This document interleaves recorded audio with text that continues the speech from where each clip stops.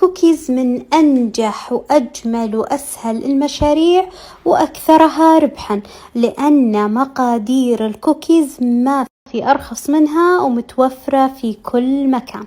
سويت معاكم 15 نكهة من الكوكيز ب3 أنواع، الكلاسيك والمحشي والكب، وإنتي تقدرين تبدعين أكثر وتقدرين تنوعين بالنكهات وتبتكرين نكهات جديدة ومبتكرة ومو موجودة بالسوق. هذه الوصفات كلها مدرجة في كتابي الإلكتروني للي حابة تبدأ مشروعها من الصفر. تقدر تبدأ بكل بساطة بوصفات مجربة ومعتمدة وناجحة مع الجميع بإذن الله.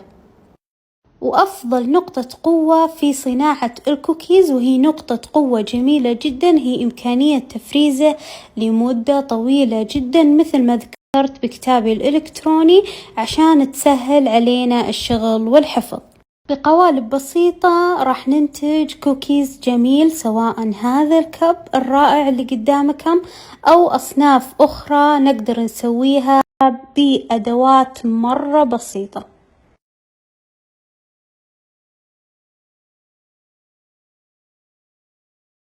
متى ما جاك طلب فقط خذيها من الفريزر إلى الحصيرة ومباشرة على الفرن. ما أتوقع في وصفة بالعالم ممكن تكون صناعتها أسهل وأنجح من الكوكيز. وخبز الكوكيز المفرزن يعطينا نفس النتيجة الاحترافية إذا خبزناها مباشرة، لأن هذه من أقوى نقاط صناعة الكوكيز. دراسة الجدوى اللي راح نسويها اليوم لهذه الأصناف اللي قدامك مباشرة راح نحسب بالضبط كم تكلفنا وكم نحتاج عشان ننتج هذا المنتج المبهر. من أجمل الوصفات اللي ممكن تذوقونها سويتها معاكم على مدار شهر كامل، 15 وصفة احترافية بمقادير ثابتة وناجحة ومناسبة لبدء مشروعك الخاص. الكوكيز الكلاسيك والشوكولات والريد فيلفت، اللوتس والفستق والتمر والبرالين والقرفة والكراميل والتشيز كيك والفول السوداني، وأيضا جوز الهند، وعندكم نكهة التيرميسو ونكهة البراونيز. أصناف كثيرة سويناها بكل احترافية عشان تنجح مع الجميع. كل هذه الوصفات عطيتكم إياها من داخل قلبي، ابتداء من النكهات الكلاسيك إلى النكهات المبتكرة، ولا زال المجال مفتوح لابتكار نكهات أكثر وألذ وأجمل. هذه الوصفات جميعها ناجحة بإذن الله، وحابة أني أعطيكم الخطوة الأولى لبدء مشروعكم كهدية مني عشان تبدون مشاريعكم بكل بساطة وما تواجهكم أي عقبات. اللي بتركز معي بدراسة الجدوى وتسعير المنتجات وفوقها تطبق هذه 15 وصفة، صدقوني راح تكفيكم لبدء مشروع في قمة الروعة. هذه الوصفات ممكن توصلك بإذن الله إلى افتتاح محلات تجارية، ولكن في البداية ابدأي كأسرة منتجة عشان تحققين أكبر ربح ممكن. أي واحدة حابة تبدأ مشروع حقيقي في أرض الواقع ويتحول من حلم إلى واقع بإذن الله تحتاج إلى خطوتين اثنين ما لهم ثالث، وهم أساس بداية أي مشروع. الخطوة الأولى مرحلة تأسيس المشروع، وبعد كذا يجي مرحلة تشغيل المشروع.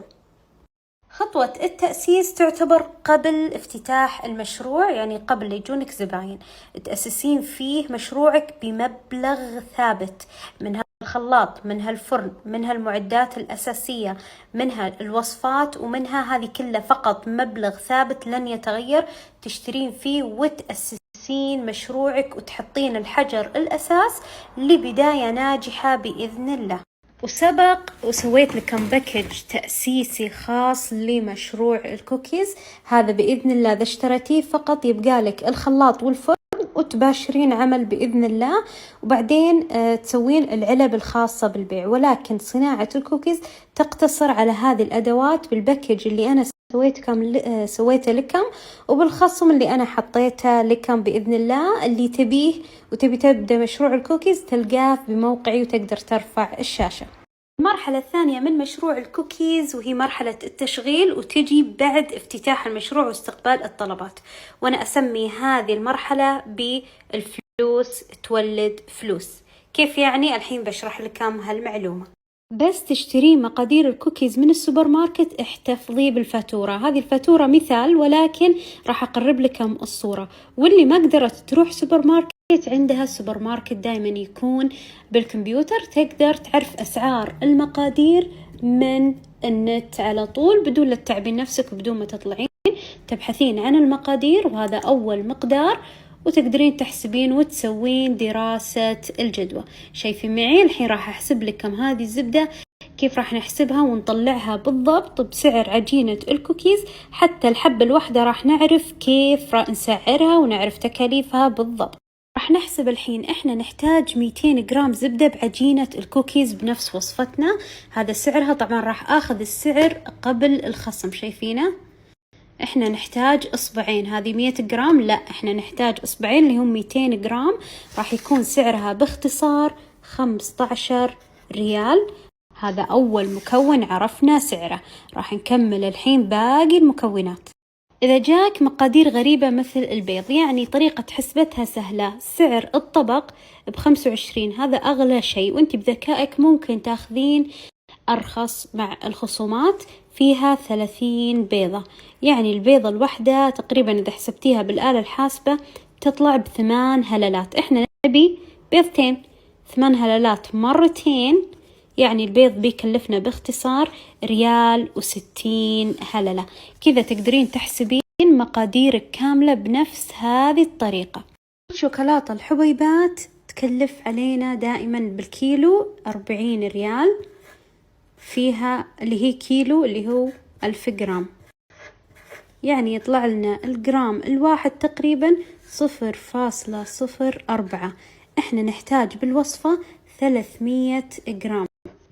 نضربها بكم؟ 300 جرام. أدري إنه معقد، لكن ترى اللي تسويه دائما يطلع لها مرة بسيط. باختصار راح يكلفنا الشوكولات 12 ريال. كذا عرفنا بالضبط كم راح تكلفنا المقادير بالهللة.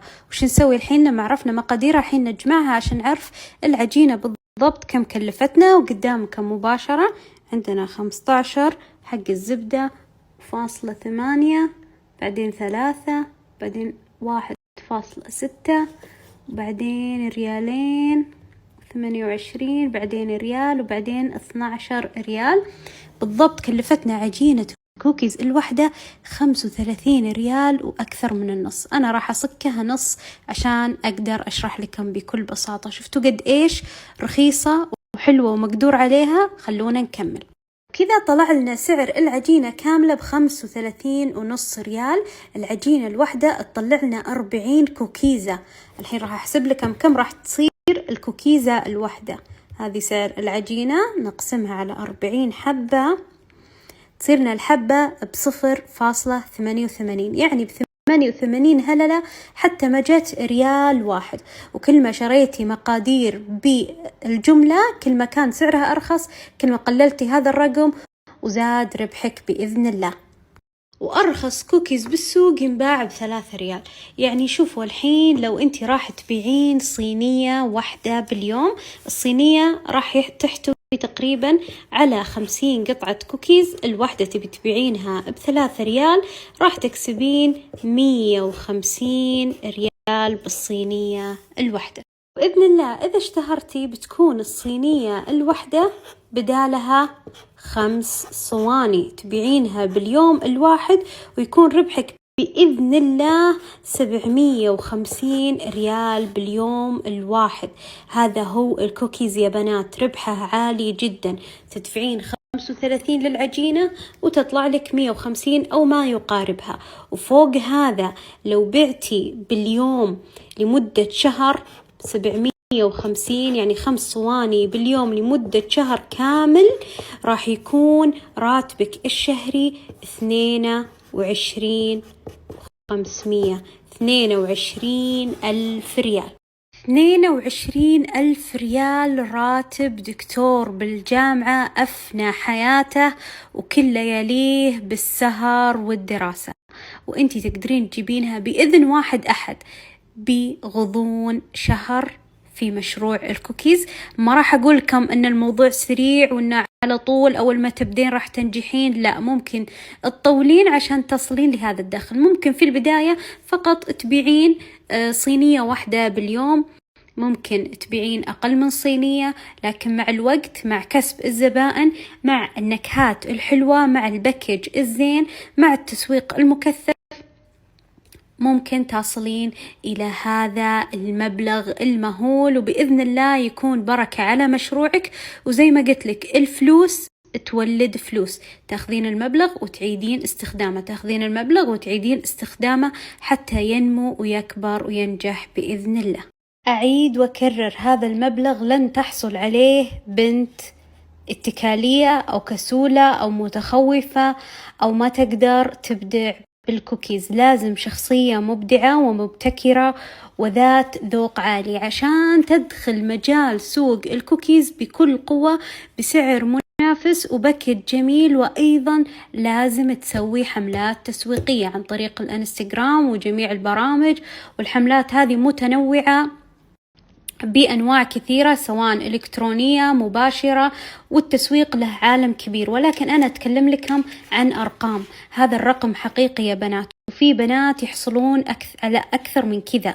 شوفوا مشاريع الكوكيز، شوفوا قد إيش اشتهرت وقد إيش انتشرت وقد إيش عندها زباين مرة كثير، وزبائنها دائما عشاق للكوكيز وخصوصا بالنكهات المبتكرة. مستحيل إن واحدة راح تنجح وتجيب هذا المبلغ فقط من البداية. أنا ما راح أبيع لكم أحلام، ولا راح أعطيكم وعود كاذبة، ولا راح أحمسكم وخليكم تنطلقون بطريق خاطئ. أنا حبيت إني أبين لكم قد إيش ممكن هذا الرقم يختلف من شخص لشخص على حسب شطارتها وعلى حسب تسويقها. ولكن اللي حبيت أقدم لكم إياه إن مشروع الكوكيز مرة شاسع ومرة جميل، والنكهات متنوعة، وطريقة حفظه سهلة، وطريقة إنتاجه مرة سريعة. ما تحتاجين أيام طويلة وانتي واقفة على رجولك، مباشرة تقدرين تسوين العجينة وتفرزنينها وتمتد لمدة طويلة بالفريزر. متى ما جاك طلب على طول قطيها بالفرن وإلى فم الزبون مباشرة. هذا اللي منجح الكوكيز كثير، وهذا هو سبب بإذن الله لنجاح مشروعك. ما أخفيكم يا بنات، كثير يجوني بالخاص حايسين وضايعين ومو عارفين كيف يبدون مشروعهم، وبصراحة يتقطع قلبي لأن في مواهب مرة قوية. واللي أنا أبيه منكم إنكم تهدون وتروقون وتبدون دراسة مشروعكم هذا من ناحية التأسيس ومن ناحية التشغيل. تحسبون موادكم الخام، تحسبون كم راح يكلفكم، كيف راح تبدون، وش هو الباكج، كيف أقدر أسوق. بعدين تبدون الخطوة الأولى، وبإذن الله يكون من نصيبكم هذا المبلغ بشكل شهري. هذا المبلغ يا بنات صدقوني مو بسيط، هذا يأسس بيوت، هذا راتب يعني أكبر موظف تعب على نفسه. يعني أنتي ممكن تقدرين تجيبينه بموهبتك وأنتي جالسة ببيتك، يعني مطمنة وبدون أي ضغوطات، جالسة ببيتك ومطبخك وتنتجين وتمارسين هوايتك وتكسبين هذا المبلغ. أنا ما أقدر أغصب أي واحدة تشتغل بمشروع الكوكيز، ولكن اللي أقدر أسويه إني أبسط لكم الطريق وأقدم لكم المعلومات على طبق من ذهب. اللي أقدر أعطيك إياها الحين هو كود خصم تسهيلا وكمبادرة إنك تبدين مشروعك بطريق ممهد بإذن الله بعقبات أقل. هذا كود الخصم تقدرين تشترين فيه كتاب الكوكيز الإلكتروني اللي فيه 15 وصفة وفوقها أسرار وتكنيكات، وأيضا وصفات للحشوات والكريمات. هذا كود الخصم، فوق ما الكتاب أصلا عليه خصم، هذا كود خصم خاص فيك، استخدميه عشان تشترين الكتاب. ومو غصب انك تشترين هذا الكتاب، استخدمي اي وصفة بالعالم، ولكن اللي حابة وصفاتي تستخدم هذا الكود.